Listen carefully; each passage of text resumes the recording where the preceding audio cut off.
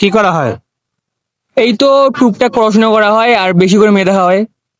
কি দেখা হয়? মেয়ে, মেয়ে দেখেন? হ্যাঁ ওটা আমার শখ আর কি। শখ? হ্যাঁ মেয়েদের সঙ্গে আড্ডা দেওয়া? হ্যাঁ, মেয়ে বন্ধু বানানো আর কি। আচ্ছা, মেয়েদের কোন জিনিসটা আপনার খুব ভালো লাগে?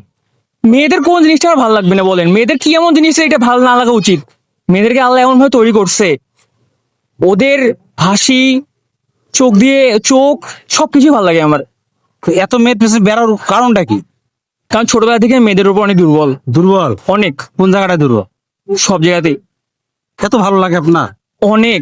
অপরন্ত ভালোবাসা।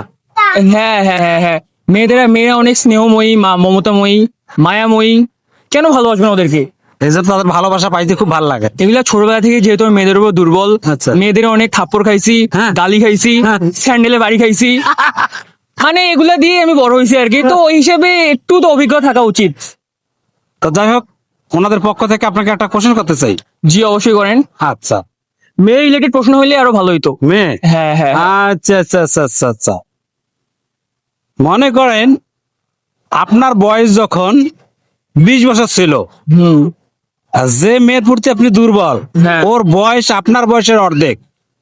আচ্ছা, যখন আপনার বয়স ছিল 20 বছর, তখন ওই মেয়ের বয়স ছিল আপনার বয়সের অর্ধেক। অর্ধেক, যেহেতু ওকে ভালোবাসেন। অবশ্যই খুব না, দুর্বল। সবাইকে ভালোবাসি, শুধু একজনকে না, তোমাদেরকেও ভালোবাসি আমি। আচ্ছা আচ্ছা।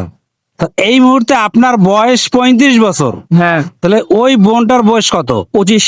কত? 25। কেমনে? আমার বয়স যখন 20 বছর ছিল, ওর 10 ছিল, তো 15 বছর পর আমার 35 হয়েছে, তো ওর 25 হবে অবভিয়াসলি। না, ভালো করে চেষ্টা করেন। 25।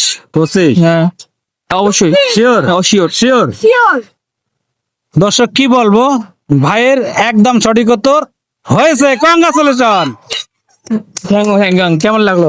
অনেক ভালো লাগলো আপনার সাথে কথা। অনেক দর্শক আপনাকে দেখতেছে, তাদের উদ্দেশ্যে কিছু বলবে? তাদের উদ্দেশ্যে দেখবো, আমি বিশেষ করে মেয়ের উদ্দেশ্যে বলবো, আচ্ছা। আমার এফবিআইডির নাম ফারহান মাহমুদ সৌমিক। আপনি অবশ্যই আমাকে রিকোয়েস্ট দেবেন।